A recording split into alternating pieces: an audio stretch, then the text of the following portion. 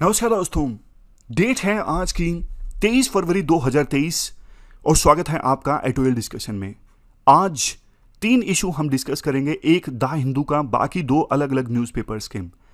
सबसे पहले Indian express का आर्टिकल हम डिस्कस करेंगे मदर टंग से संबंधित, क्यों मदर टंग लैंग्वेजेस को प्रोटेक्ट करने की आवश्यकता है। दूसरा आर्टिकल हम डिस्कस करेंगे बिजनेस लाइन का, ग्रीन रेवोल्यूशन से संबंधित, आज देश में ग्रीन रेवोल्यूशन 2.0 की आवश्यकता है। फिर द हिंदू का ये आर्टिकल हम डिस्कस करेंगे बायोडाइवर्सिटी के लॉस को प्रोटेक्ट करने के लिए सरकार क्या कर रही है, क्या करने की आवश्यकता है। डिस्कशन स्टार्ट करें उससे पहले एक कोट है, virtues lies in our power and similarly so does vice. Simple भाषा में बोलूं, गुण जो है वो पावर में लाई करते हैं और अवगुण भी पावर में लाई करते हैं। Because where it is in our power to act, it is also in our power not to act. Aristotle का ये कोट है। सिंपल एक एग्जांपल देता हूं, आप समझ जाओगे।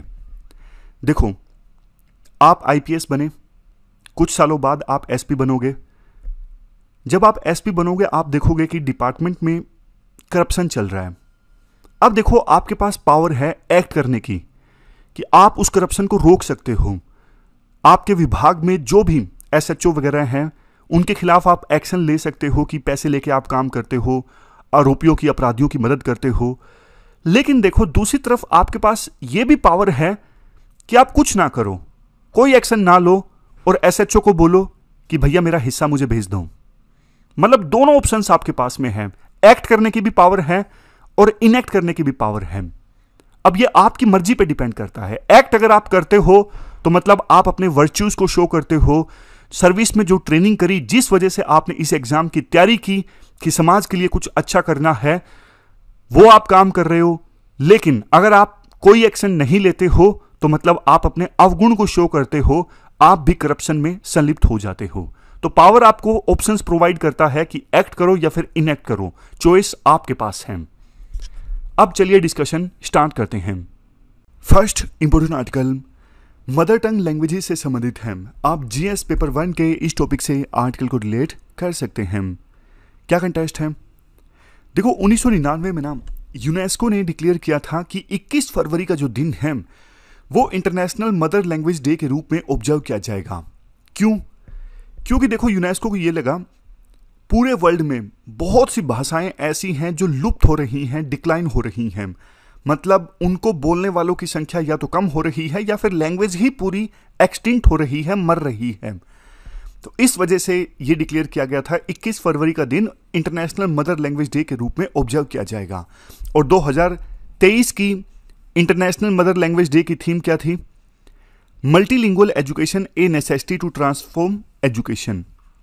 अभी देखो क्या हो गया, बहुत से देशों में, आप इंडिया में देख लीजिए, सिर्फ और सिर्फ 1-2 लैंग्वेजेस को प्रमोट किया जाता है। इवन एजुकेशन में भी, जैसे इंग्लिश का बोलबाला आजकल काफ़ी ज़्यादा है। पेरेंट्स को लगता है कि हमारा बच्चा इंग्लिश में एजुकेशन हासिल जब करेगा तो वो आगे निकलेगा, वर्ल्ड में दूसरे बच्चों का मुकाबला कर सकेगा। इसलिए मदर टंग लैंग्वेज पर तो फोकस ही नहीं किया जाता, इंग्लिश पे ज़्यादा फोकस किया जाता है। लेकिन देखो, जो मदर टंग लैंग्वेजेस है ना, उनकी अपनी इंपॉर्टेंस है। ये बात हालांकि लास्ट में आएगी, मैं अभी आपको बताता हूं। मदर टंग लैंग्वेज ना एक प्रकार से आई साइट के समान है। मतलब मदर टंग लैंग्वेज की सहायता से हम दूसरी लैंग्वेजेस सीखते हैं। तो जब आई साइट ही वीक हो जाएगी तो बाकी लैंग्वेजेस हम कैसे सीखेंगे? मतलब आई साइट मजबूत होनी चाहिए। Mother tongue language is like I site, हमारी आंखों की पावर है।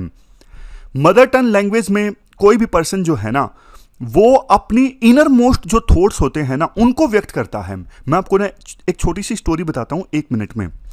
एक बार क्या हुआ, अकबर के दरबार में ना एक पर्सन आया, बहुत बड़ा विद्वान था।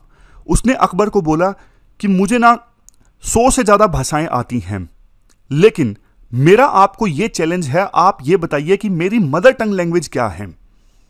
तो सारे हैरान हो गए। उसने 100 की 100 लैंग्वेजेस बोल के दिखाई और बिल्कुल परफेक्टनेस के साथ में। पता लगाना मुश्किल था कि उस पर्सन की मदर टंग लैंग्वेज यानी मातृभाषा क्या थी। बात आई बीरबल पे, जैसा हमेशा होता है, स्टोरीज में दिखाया जाता है। तो बीरबल ने 1 दिन का समय मांगा और अगले दिन दरबार में क्या किया, उस पर्सन के ऊपर ना एकदम से सांप छोड़ दिया। और जैसे ही सांप छोड़ा ना, वो पर्सन डर गया और डरने के बाद में उससे जो भी निकला ना, जैसे हम बोलते नहीं हे भगवान, मतलब अलग अलग धर्मों के लोग अलग अलग बोलते हैं या अल्लाह, तो उसने भी अपनी ना बिल्कुल मातृभाषा में कुछ डर कर बोला और बीरबल ने उसी समय पहचान लिया कि इसकी मातृभाषा ये है। कहने का मतलब क्या हुआ, जब हम बहुत ज़्यादा इमोशनल होते हैं, बहुत ज़्यादा हमें इमोशंस व्यक्त करने होते हैं, तो हम मदर टंग लैंग्वेज में व्यक्त करते हैं। इनर मोस्ट जो थॉट्स होते हैं वो निकल के आते हैं मदर टंग लैंग्वेज में। लेकिन देखो आज सिचुएशन ये है, पूरे वर्ल्ड में 40% स्पीकर्स ऐसे हैं जिनको एजुकेशन नहीं मिल पाती अपनी मदर टंग लैंग्वेज में, क्योंकि वेस्टर्नाइजेशन का थ्रेट काफ़ी ज़्यादा है। जैसे हमारे देश में इंग्लिश का बोलबाला है, कुछ देशों में, अफ्रीका के देशों में स्पेनिश या फिर फ्रेंच ये लैंग्वेजेस सिखाई जाती हैं।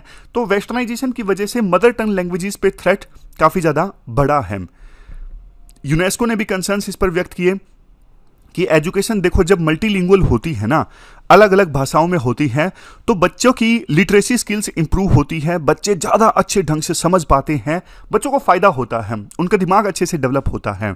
और भारत की तो बात ही क्या करें, भारत आपको पता है महान देश रहा है और पास्ट में अनेकों लैंग्वेजेस, हजारों लैंग्वेजेस हमारे देश में बोली जाती थी, आज भी बोली जाती हैं।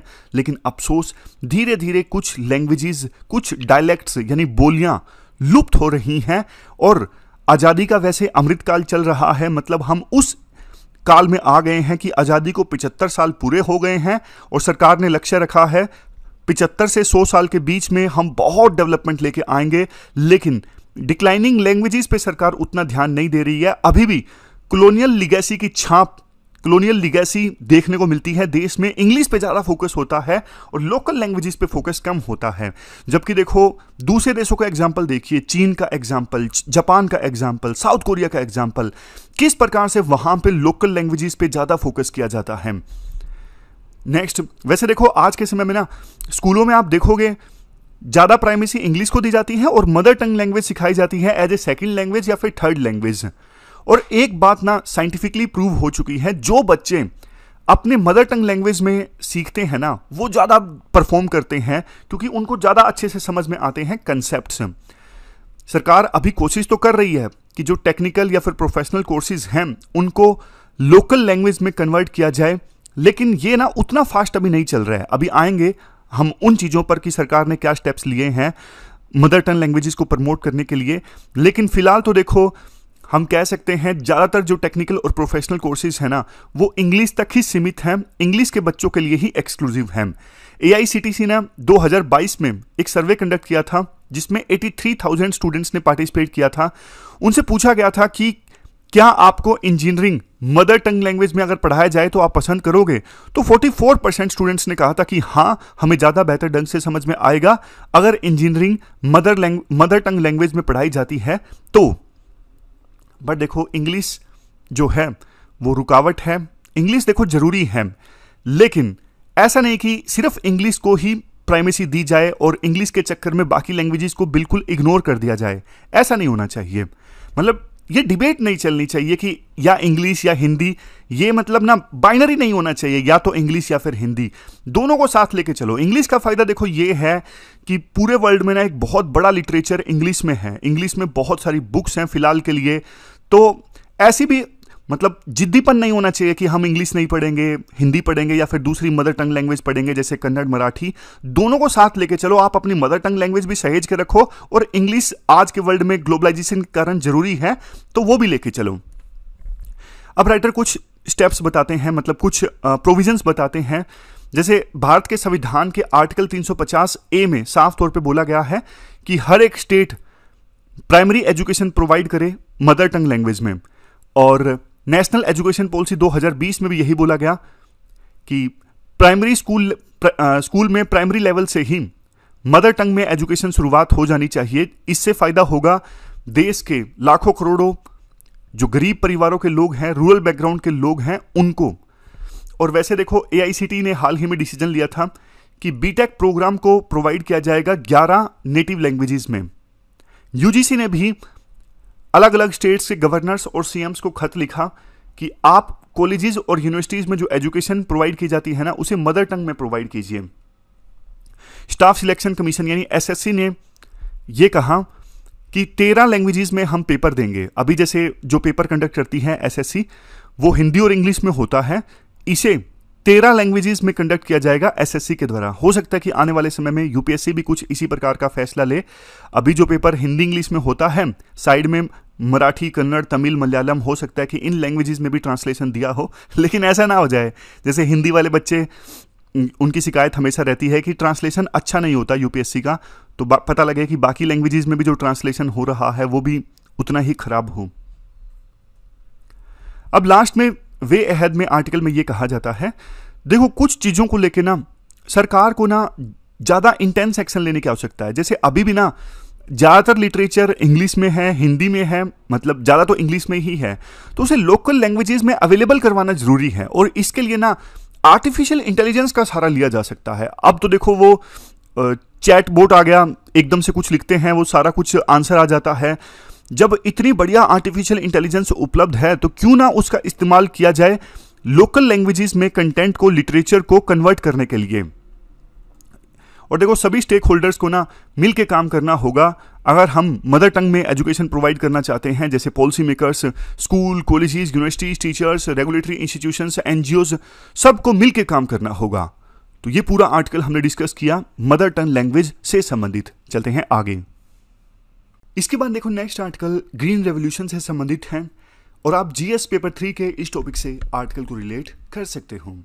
जीएस पेपर 1 में पोस्ट इंडिपेंडेंस इंडिया जो है ना, वहां से भी इस आर्टिकल को रिलेट किया जा सकता है। आजकल यूपीएससी क्वेश्चन इस प्रकार से पूछ लेती है, मतलब आपको लगेगा कि ये तो जीएस पेपर 3 के एग्रीकल्चर में पूछा जाना चाहिए था, लेकिन उसको इंटरलिंक करके जीएस पेपर 1 में यूपीएससी पूछ लेती है क्योंकि हिस्ट्री से भी संबंधित है ये। ऐसा मैंने एक टॉपिक का एग्जांपल दिया, जैसे अर्बन फ्लड्स हैं। अर्बन फ्लड्स यूपीएससी ने जीएस पेपर 3 में भी पूछा है, जीएस पेपर 1 में भी पूछा है। क्या कंटेस्ट है? देखो ग्रीन रेवोल्यूशन जब 1960s में आया ना, बहुत सारे फायदे हुए और आज भी एक ग्रीन रेवोल्यूशन 2.0 की आवश्यकता है। लेकिन ग्रीन रेवोल्यूशन 1 में जो कमियां रह गई या फिर जो नेगेटिव इंपैक्ट देखने को मिला ना कुछ चीजों पर, उसको अवॉइड करने की आवश्यकता है। बैकग्राउंड की बात करें, देश आजाद हुआ 1947 में। 1947 से लेकर 1960 के बीच में फूड ग्रेन की भारी कमी इंडिया में, मतलब फूड ग्रेन्स के मामले में इंडिया उस समय सेल्फ सफिशिएंट नहीं था। आज़ादी से पहले बहुत सारे फैमीन इंडिया में आए, बहुत बार अकाल पड़ा। 1943 में बंगाल में फैमीन आया, लाखों लोगों की डेथ हो गई उस समय भूख की वजह से। फूड ग्रेन्स अवेलेबल नहीं थे और ब्रिटिश सरकार की पॉलिसीज भी जिम्मेदार थी। उन्होंने ज़्यादा दिल से तो देखो कोशिश ही नहीं की कि बंगाल में अनाज पहुंचाया जाए। लेकिन आज़ादी के बाद ये दिक्कत ख़त्म नहीं हुई, अनाज की कमी। आपको याद होगा, बार बार हमने डिस्कस भी किया है, यूएस का एक प्रोग्राम था PL 480, जिसमें वो डेवलपिंग कंट्रीज की, गरीब देशों की मदद किया करते थे फूड ग्रेन देकर। तो इंडिया ने उस प्रोग्राम के तहत यूएसए से अनाज लिया, लेकिन ना यूएसए इंडिया को काफ़ी तरसाता था। जैसे एक शिप भेज दिया अनाज का, फिर बोला कि आप वियतनाम इशू पर अपना स्टैंड चेंज कीजिए। वियतनाम वार उस समय चल रहा था, यूएसए इंडिया की मदद चाहता था, तो इंडिया ने मना कर दिया था। तो शिप्स जो थे फूड ग्रेन्स के काफ़ी देर से भेजे जा रहे थे, जबकि इंडिया में बहुत आवश्यकता थी फूड ग्रेन्स की। सिचुएशन उस समय यह थी कि एक यूएसए का शिप फूड ग्रेन लेकर इंडिया के पोर्ट पर आता ना, वो फ्रंट पेज पे आता था कि यूएसए का जो शिप है फूड ग्रेन लेकर पहुंचा मुंबई पोर्ट पर। सोच के देखिए, इतनी बड़ी न्यूज़ ये बनती थी क्योंकि अनाज की कमी थी हमारे देश में। बट देखो 1960s में आया ग्रीन रेवोल्यूशन और under the guidance of doctor MS Swaminathan. Green revolution में क्या हुआ, देखो हरित क्रांति में ना काफ़ी सारी चीज़ों का इस्तेमाल होना स्टार्ट हुआ, जैसे पेस्टिसाइड्स और फर्टिलाइजर्स। पेस्टिसाइड्स जिनकी सहायता से कीड़े मकोड़े मारे जाते हैं जो फसलों को खराब करते हैं, फर्टिलाइजर्स जिनसे फसल की जो पैदावार है वो बढ़ जाती है, इरिगेशन फैसिलिटीज़, नहरों के नए जाल बिछे ताकि पानी अवेलेबल हो सिंचाई के लिए, मैकेनाइज्ड फार्म टूल्स का इस्तेमाल होना स्टार्ट हुआ, मतलब अच्छे अच्छे फार्म टूल्स लेटेस्ट वाले जिनकी सहायता से खेती करना और आसान हो गया। और सबसे लास्ट में हाई यील्डिंग वैरायटी सीड्स का इस्तेमाल हुआ, ऐसे सीड्स जिनसे पैदावार ज़्यादा होती है, जिनसे यील्ड बढ़ती है। तो ये सब चीज़ें हुई ग्रीन रेवोल्यूशन में, इसका रिजल्ट काफ़ी अच्छा निकला। ये सारे फायदे हुए ग्रीन रेवोल्यूशन के। फार्मिंग के अंदर आने वाला एरिया इंक्रीज हो गया, डबल क्रॉपिंग होने लगी। पहले जैसे एक साल में सिर्फ एक फसल उगाई जाती थी, अब 2 फसलें उगाई जाने लगी एक बड़े एरिया में, खास करके नॉर्थ इंडिया में, हरियाणा में, पंजाब में, वेस्टर्न यूपी में। इन जगहों पर हाई यील्डिंग वैरायटी के सीड्स को अडोप्ट किया गया, फर्टिलाइजर्स का इस्तेमाल बढ़ा, पेस्टिसाइड्स का इस्तेमाल बढ़ा, जिनसे फसलों का नुकसान कम हो गया और पैदावार इंक्रीज हुई, इरिगेशनल फैसिलिटीज इंप्रूव हुई और क्रॉप्स की प्रोटेक्शन के लिए काफ़ी सारे स्टेप्स उठाए गए। तो ये पॉजिटिव इंपैक्ट है ग्रीन रेवोल्यूशन का। मतलब सीधी सीधी बात करें तो फूड ग्रेन्स के मामले में इंडिया देखो सेल्फ सफिशिएंट हो गया। पहले जो यूएसए या दूसरे देशों के ऊपर डिपेंड होना पड़ता था ना, वो डिपेंडेंसी खत्म कर दी ग्रीन रेवोल्यूशन ने। बहुत बड़ी अचीवमेंट थी ग्रीन रेवोल्यूशन की। इतना बड़ा देश, इतना ज़्यादा पॉपुलेशन वाला, और फूड ग्रेन्स के मामले में सेल्फ सफिशिएंट। उसके बाद देखो क्रिटिसिज्म भी काफ़ी होता है ग्रीन रेवोल्यूशन का। सबसे पहला वाटर इंटेंसिव क्रॉप्स।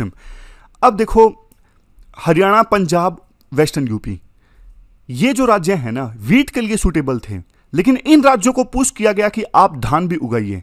पुश करने का मतलब उनको ज़्यादा बढ़िया एमएसपी दिया गया धान पर। यहाँ पर नहरों का जाल अच्छा था, पानी अच्छे से अवेलेबल था, ग्राउंड वाटर भी, तो इनको बोला गया कि आप उगाइए। तो यहाँ पे राइस भी, मतलब धान की खेती भी होना स्टार्ट हुई। बट देखो 1 किलोग्राम राइस को प्रोड्यूस करने के लिए ना 3500 लीटर पानी यूज होता है आज के समय में। कितना ज़्यादा पानी यूज होता है राइस को उगाने में। और जबकि देखो बहुत सारा राइस तो हम दूसरे देशों को एक्सपोर्ट कर देते हैं, एक प्रकार से फ्री में उन्हें हम इतना ज़्यादा पानी दे रहे हैं। जबकि देखो राइस के लिए सूटेबल एरिया था ईस्टर्न इंडिया का, जैसे उड़ीसा, वेस्ट बंगाल, बट वो एरियाज रेन फेड थे, इस वजह से उनको ज़्यादा पुश नहीं किया गया कि आप धान उगाइए, क्योंकि उस समय आपको पता है सिचुएशन खराब थी। इन चीज़ों के बारे में सोचने का वक्त नहीं था कि पानी ज़्यादा यूज हो रहा है, पानी खत्म हो जाएगा। उस समय तो लोग, मतलब भूख की वजह से बहुत सारे लोग मर जाते थे। तो सरकार का मेन मकसद यही था कैसे ना कैसे करके ज़्यादा फूड ग्रेन प्रोड्यूस किए जाएं, कहीं पर भी हो, चाहे नॉर्थ इंडिया में हो, ईस्ट इंडिया में हो, कहीं पर भी हो। अब देखो पंजाब का एग्जाम्पल दिया जाता है। पंजाब ना एक साल में 28 billion cubic metre ground water जो है वो एक्सट्रैक्ट कर लेता है, और रिचार्ज होता है सिर्फ 19 BCM, यानी 19 बिलियन क्यूबिक मीटर। बाकी तो देखो रिचार्ज हुआ ही नहीं। तो ये सस्टेनेबल नहीं है। अब आज के समय में पंजाब में सिचुएशन ये आ गई है कि पानी ग्राउंड, मतलब नीचे से पानी निकालने के लिए और ज़्यादा गहरा खोदना पड़ रहा है। तो एक समय ऐसा आएगा कि पानी खत्म ही हो जाएगा। ये सबसे बड़ा क्रिटिसिज्म है ग्रीन रेवोल्यूशन का कि सोच समझ के क्रॉप्स नहीं पुश की गई अलग अलग एरियाज में। अब इम्बैलेंस्ड एंड अनसस्टेनेबल प्रोडक्शन, ये वही बात है जो हमने डिस्कस किया। मतलब 2 पॉइंट्स अलग अलग हो गए कि एक तो पानी वाला, कि पानी बहुत ज़्यादा यूज हो रहा है ग्रीन रेवोल्यूशन की वजह से। दूसरा इम्बैलेंस्ड एंड अनसूटेबल प्रोडक्शन, जैसे पंजाब, हरियाणा, ये राइस के लिए अनसूटेबल थे, यहाँ पे राइस को पुश किया गया, और कायदे से वेस्ट बंगाल, असम, उड़ीसा, बिहार, यहां पे राइस को पुश करना चाहिए था। नेक्स्ट है सोइल पोल्यूशन। अब देखो केमिकल्स का इस्तेमाल ज़्यादा होने की वजह से ना सोइल में जो नेचुरल न्यूट्रिएंट्स है ना वो बह जाते हैं। इससे लॉन्ग टर्म में जो सोइल की जो प्रोडक्टिविटी है ना वो कम हो जाती है। एयर पोल्यूशन, आपको पता है स्टबल बर्निंग होती है, खास करके पंजाब में, हरियाणा में। क्या होता है इसमें देखो राइस की हार्वेस्टिंग के बाद में ना, धान की हार्वेस्टिंग के बाद में जब गेहूं को उगाने का समय आता है ना, तो राइस की यानी धान की हार्वेस्टिंग के बाद जो कचरा बचता है उसे जला दिया जाता है ताकि अगली फसल के लिए जमीन को तैयार किया जा सके। लेकिन बहुत ज़्यादा इससे पोल्यूशन होता है, और एनसीआर में खास करके धुएं का बादल आ जाता है सर्दियों में। नेक्स्ट है extension of indigenous varieties of crops. पहले क्या होता था, देखो देश के अलग अलग इलाकों में ना लोकल वैरायटीज काफ़ी उगाई जाती थी। जैसे राइस की लोकल वैरायटीज पंजाब में तो उगाई नहीं जाती थी, जैसे केरला में अलग, वेस्ट बंगाल में अलग। तो इस प्रकार से ना वीट की, राइस की बहुत सारी वैरायटीज उगाई जाती थी हमारे देश में। लेकिन जब से ये हाई यील्डिंग वैरायटीज आई है ना सीड्स की, ज़्यादातर किसान वही उगाने लगे हैं क्योंकि इनसे पैदावार ज़्यादा होती है। लेकिन जो पुरानी डाइवर्सिटी थी ना सीड्स की, वो अब खत्म हो गई है। नेक्स्ट है हेल्थ इंपैक्ट। अब देखो इतना ज़्यादा पेस्टिसाइड्स और केमिकल्स का इस्तेमाल होता है फसलों को उगाने में, तो ह्यूमन बींग्स की हेल्थ पर भी काफ़ी नेगेटिव इंपैक्ट पड़ता है। उनके नर्वस सिस्टम पर, एंडोक्राइन, रिप्रोडक्टिव और इम्यून सिस्टम पर नेगेटिव इंपैक्ट पड़ता है। अब सजेशंस की बात की जाती है। सजेशंस देखो इतने ज़्यादा यूनिक नहीं है, कॉमन से पॉइंट्स हैं। जैसे क्रॉप्स में डाइवर्सिफिकेशन लेके आओ। राइस वगैरह की जो खेती है इसे आप मूव करो नॉर्थ इंडिया से ईस्टर्न स्टेट्स में, और नॉर्थ इंडिया में और ज़्यादा जो अच्छी अच्छी क्रॉप्स हैं उनको उगाओ। जैसे देखो मिलेट्स हो गए, लेंटिल्स हो गई यानी दालें हो गई, ये सब आप उगाओ नॉर्थ इंडिया में, पंजाब, हरियाणा, वेस्टर्न यूपी में, और वीट के अलावा। सप्लाई साइड इंटरवेंशन, जैसे देखो ज़्यादा पब्लिक इन्वेस्टमेंट होनी चाहिए storage infrastructure, food processing industries में। बोला था ना, सिंपल से पॉइंट्स हैं, कोई बहुत ज़्यादा यूनिक पॉइंट्स नहीं है। क्लाइमेट रिजिलियंट क्रॉप्स को आप ज़्यादा प्रमोट करो। मतलब एक ना खेती ऐसे होनी चाहिए जो सस्टेनेबल हो। जैसे पंजाब में पानी ज़्यादा निकाला जा रहा है, ये सस्टेनेबल नहीं है। खेती इन्वायरमेंटली सस्टेनेबल होनी चाहिए, ना ज़्यादा इकोलॉजी प्रभावित हो, ना ज़्यादा पोल्यूशन हो, ऐसी खेती होनी चाहिए। टेक्नोलॉजिकल इंटरवेंशन, जैसे डिजिटल टेक्नोलॉजी का ज़्यादा इस्तेमाल किया जाए। एक्सटेंशन सर्विसेज, मतलब किसानों को अवेयर करने के लिए ज़्यादा बढ़िया से सर्विसेज चलाई जाएं ताकि किसान अवेयर हों और टेक्नोलॉजीज़ का इस्तेमाल करें। Need of green revolution 2.0, reforms के साथ, मतलब नेक्स्ट जनरेशन ऑफ रिफॉर्म्स अब आने चाहिए, और खेती इन्वायरमेंटली सस्टेनेबल होनी चाहिए, क्लाइमेट रिजिलियंट होनी चाहिए। कि क्लाइमेट चेंज अब हो रहा है, इसका प्रभाव खेती पर भी देखने को मिला है, तो एग्रीकल्चर सेक्टर को अडेप्ट करने की आवश्यकता है क्लाइमेट चेंज के नेगेटिव प्रभावों से। तो ये पूरा आर्टिकल हमने डिस्कस किया ग्रीन रेवोल्यूशन से संबंधित। चलते हैं आगे। इसके बाद तीसरा आर्टिकल बायोडाइवर्सिटी लॉ से संबंधित है। आप जीएस पेपर 3 के इन टॉपिक्स से आर्टिकल को रिलेट कर सकते हो। क्या कंटेस्ट है? देखो, आज के समय में वर्ल्ड में बायोडाइवर्सिटी का लॉस काफ़ी तेजी से हो रहा है। पेड़ों को काटा जा रहा है, मतलब फॉरेस्ट एरिया कम हो रहा है, जबकि दूसरी जो वाइल्ड लाइफ की स्पीसीज हैं जैसे एनिमल्स हैं वो भी लुप्त होते जा रहे हैं। और वर्ल्ड के विभिन्न लीडर्स एकजुट हुए 19 दिसंबर 2022 को यह प्रण लिया गया, यह शपथ ली गई 128 देशों के रिप्रेजेंटेटिव्स के द्वारा कि बायोडाइवर्सिटी लॉस को ना सिर्फ रोका जाएगा बल्कि इसे रिवर्स किया जाएगा। एक स्पेसिफिक शपथ ली गई कि 2030 आते आते वर्ल्ड के 30% लैंड को कंजर्व किया जाएगा और वर्ल्ड के 30% ओशन का जो एरिया है ना उसे कंजर्व किया जाएगा। ये प्लेज है 30x30 प्लेज। प्री में इस पर क्वेश्चन पूछा जा सकता है। इंडिया की बात करें, इंडिया में देखो टोटल पॉपुलेशन की ऑलमोस्ट 17-18 पॉपुलेशन इंडिया में है, ह्यूमन बींग्स की अगर बात करें। इसके अलावा वर्ल्ड में जितने बायोडाइवर्सिटी हॉटस्पॉट्स हैं ना, और उन हॉटस्पॉट्स का जितना एरिया है उसमें से 17% एरिया तो इंडिया में है। 4 बायोडाइवर्सिटी हॉटस्पॉट्स हैं इंडिया में। तो बायोडाइवर्सिटी को अगर प्रोटेक्ट करना है ना पूरे वर्ल्ड में, तो इस दिशा में इंडिया काफ़ी अहम हो जाता है। और भारत सरकार ने काफ़ी सारे स्टेप्स भी लिए हैं बायोडाइवर्सिटी के लॉस को प्रोटेक्ट करने के लिए। जैसे देखो 2023 के बजट में एक वर्ड मेंशन किया गया, ग्रीन ग्रोथ। मतलब 7 सबस्पीशीज यानी 7 प्रायोरिटीज की जो बात की गई ना, उनमें से एक है ग्रीन ग्रोथ। इस बार के यूनियन बजट 2023 की हम बात कर रहे हैं। सरकार ने यह बोला कि हमारा मकसद ये है जो बायोलॉजिकल वेल्थ है ना देश की, जैसे सोइल्स, लैंड, वाटर, बायोडाइवर्सिटी, इन सब के लॉस को प्रोटेक्ट करके इन सबको कंजर्व किया जाए। और मिशंस की बात करें, एक national mission for green India है। इसका मकसद है फॉरेस्ट कवर को इंक्रीज करना। एक और अगला मिशन है green credit programme. Green credit programme का मकसद ये है वो कंपनीज जो देखो इस प्रकार से काम करती हैं जो इन्वायरमेंटली सस्टेनेबल होता है, मतलब उनका जो काम होता है वो इन्वायरमेंट को नुकसान नहीं पहुंचाता है, तो ऐसी कंपनीज को इंसेंटिव देने का काम करता है ग्रीन क्रेडिट प्रोग्राम। जैसे देखो इसको आप लिंक कर सकते हो कार्बन क्रेडिट प्रोग्राम से, मतलब जो कंपनीज कम कार्बन को एमिट करती हैं उन्हें इंसेंटिव दे दिया, उन्हें कार्बन क्रेडिट दे दिया जिसे वो बेच सकती हैं दूसरी कंपनीज को। अगले मिशन की बात की गई है mangrove initiative for shoreline habitat and tensile income. इसका मकसद ये है हमारे देश में जो मैंग्रोव का एरिया है उसे प्रोटेक्ट करना। मैंग्रोव्स की इंपॉर्टेंस काफ़ी ज़्यादा है। यूपीएससी ने देखो क्वेश्चन भी पूछा था कि मैंग्रोव से किस प्रकार से इंपॉर्टेंट होते हैं, मतलब इवन साइक्लोन तक की जो इंटेंसिटी है उसे कम कर देते हैं मैंग्रोव्स। अगले मिशन की बात की गई है prime minister programme for restoration awareness nourishment and amelioration of mother earth. इसका मकसद ये है देश में खेती में जो सिंथेटिक यानी आर्टिफिशियल फर्टिलाइजर्स और पेस्टिसाइड्स का इस्तेमाल होता है ना उसे कम करना। नेक्स्ट प्रोग्राम है अमृत धरोहर प्रोग्राम। अमृत धरोहर प्रोग्राम का मकसद ये है वेटलैंड्स का ऑप्टिमल यूज हो, इसके अलावा बायोडाइवर्सिटी को इन्हेंस किया जाए, इको टूरिज्म अपॉर्चुनिटीज को यूज किया जाए और लोकल कम्युनिटीज के लिए इनकम जनरेशन के जो साधन है उसे इंक्रीज किए जाएं। ये है अमृत धरोहर प्रोग्राम।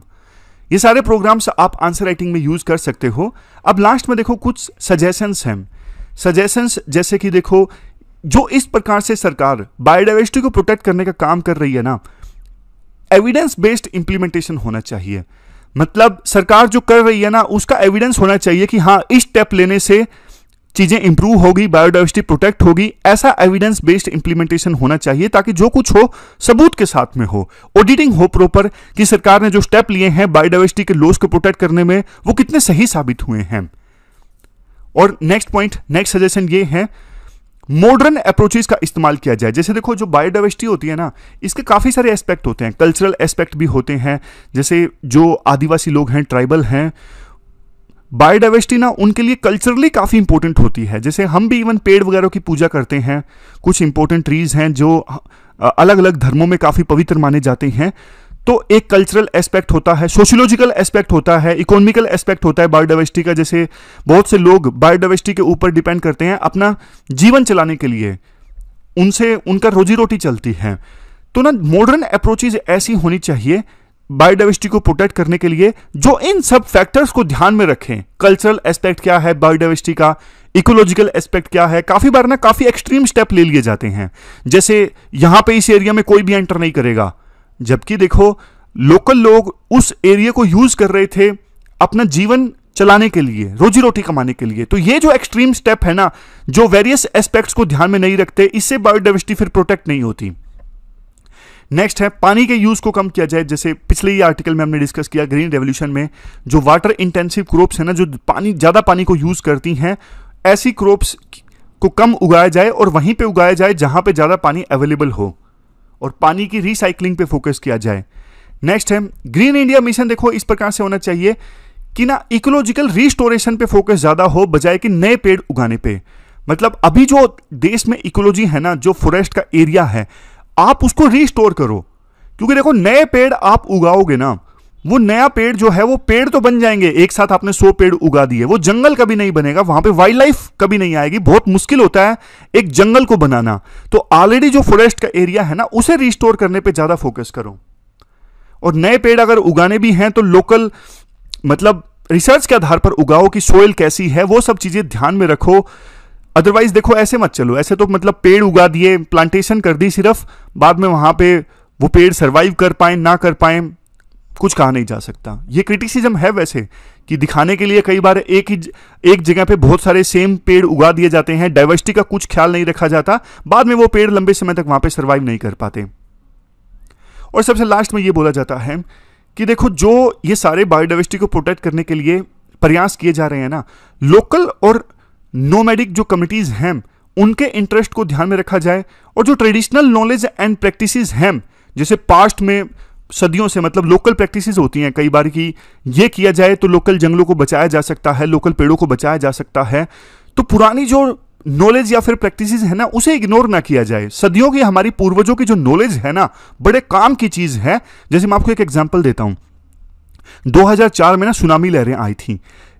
एक ट्राइब जो पहले निचले एरिया में रहती थी, बट उनके पूर्वजों ने ना सदियों से उन्हें एक नॉलेज दी हुई थी कि जब भी समुद्र में पानी का लेवल थोड़ा पीछे जाए ना, सुनामी लहरें आपको पता है कैसे आती हैं, पहले समुद्र में पानी का लेवल थोड़ा कम होता है और फिर एकदम से वेव आती है। तो पूर्वजों ने उनके सिखाया हुआ था कि जब समुद्र में पानी का लेवल एकदम से पीछे जाए ना, तो आप पहाड़ के ऊपर चले जाओ। और वो ट्राइब पहाड़ के ऊपर चली गई और सुनामी से बच पाई। तो ट्रेडिशनल और जो नॉलेज है ना, बहुत काम की होती है, इसे यूज में लाया जाए बायोडाइवर्सिटी को प्रोटेक्ट करने में। तो ये पूरा आर्टिकल हमने डिस्कस किया बायोडाइवर्सिटी को प्रोटेक्ट करने से संबंधित। हमारी आज की डिस्कशन में इतना ही है। आज हमने 3 इश्यूज को डिटेल से डिस्कस किया। Thank you very much for discussion.